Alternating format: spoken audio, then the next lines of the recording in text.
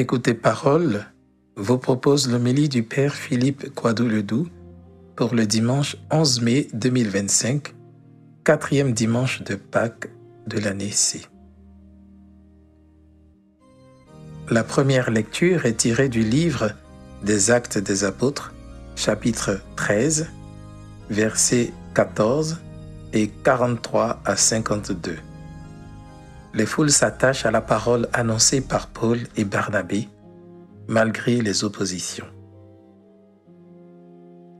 Dieu nous a fait et nous sommes à lui, pouvons-nous proclamer avec le psaume 99.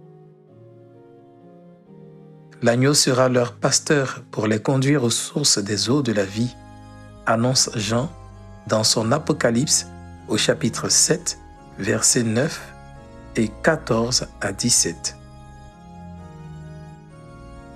Dans l'évangile de Jésus-Christ selon saint Jean, chapitre 10, versets 27 à 30, Jésus dit qu'il connaît ses brebis et qu'il leur donne la vie éternelle.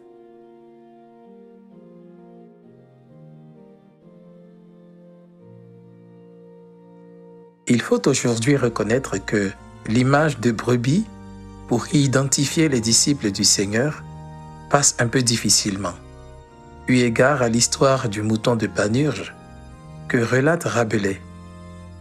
Sur un navire, en effet, Panurge, qui s'est querellé avec un marchand de moutons, décide de se venger.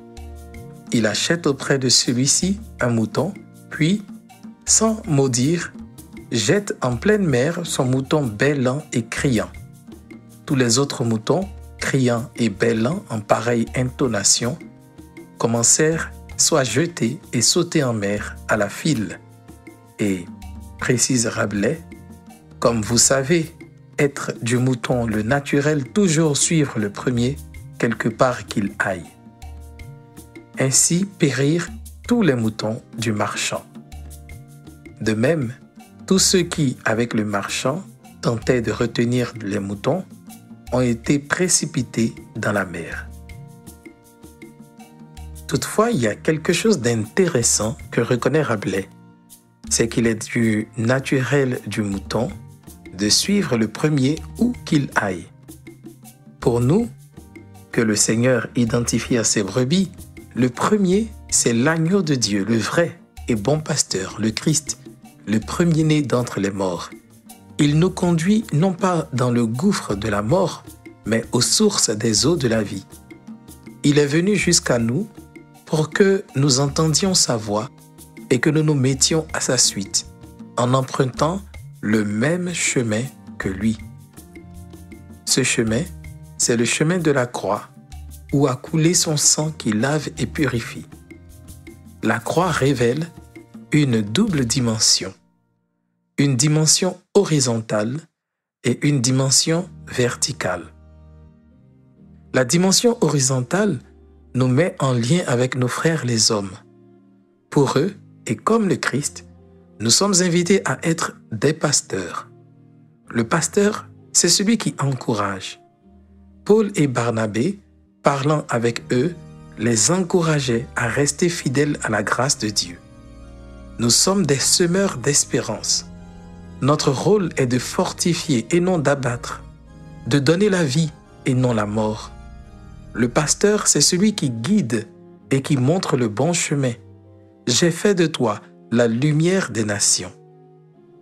À ce niveau, une grande prudence est de mise pour ne pas se laisser égarer, comme ce fut le cas dans la première lecture de ces femmes de qualité et des notables d'Antioche. Pour ce faire, il faut rester constamment attaché à Jésus son Maître. Lui seul peut nous faire tenir face aux épreuves. Quant à la dimension verticale de la croix, elle nous rappelle le lien que nous avons avec Dieu. Ce lien doit se solidifier dans l'écoute de sa parole, l'assiduité à son service et à la prière. Autrement dit, il s'agit de se laisser guider, non par ses sentiments, ses opinions, mais par la volonté de Dieu. Mes brebis écoutent ma voix et elles me suivent. De la sorte, nous demeurons unis à lui. Nous le savons, C'est Dieu qui nous a fait et nous sommes à lui. C'est pourquoi nous venons l'honorer, le servir. Mais il y en a qui n'ont pas encore véritablement entendu sa voix. Le Seigneur nous envoie vers ces personnes pour leur transmettre sa parole de salut. En clair, la mission pastorale nous concerne tous. C'est notre vocation commune. En outre, ce 4e dimanche de Pâques marque de façon plus particulière la journée mondiale de prière pour les vocations sacerdotales et religieuses. Prions donc de façon plus instante pour que Dieu suscite davantage de consacrés selon son cœur, qui se dévoueront entièrement au ministère d'annonce de son message de salut. Prions à la fois pour un regain de foi et par ricochet de saintes vocations dans notre Église qui aujourd'hui en a plus que besoin.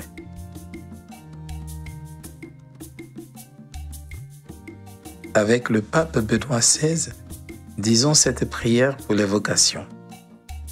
Ô Père, fais se lever parmi les chrétiens de nombreuses et saintes vocations au sacerdoce, qui maintiennent la foi vivante et gardent une mémoire pleine de gratitude de ton Fils Jésus par la prédication de sa parole et l'administration des sacrements avec lesquels tu renouvelles continuellement tes fidèles.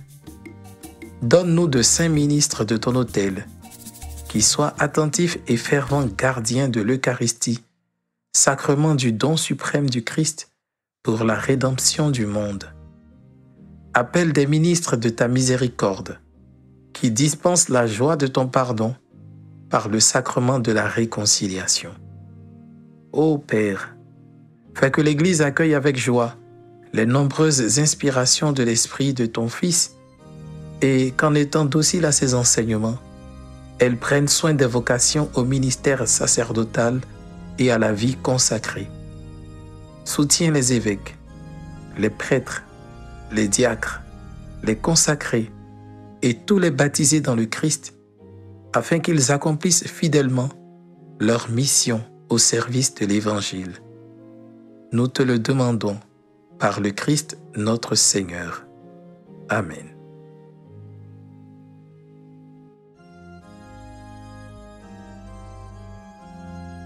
Pour cette semaine, je t'invite à dire chaque jour le chapelet pour un séminariste, un aspirant à la vie religieuse ou un laïc consacré.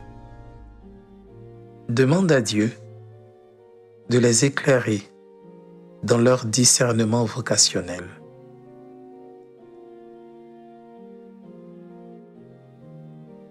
As-tu été interpellé par cette homélie? Partage, témoigne, commente, interroge, prie.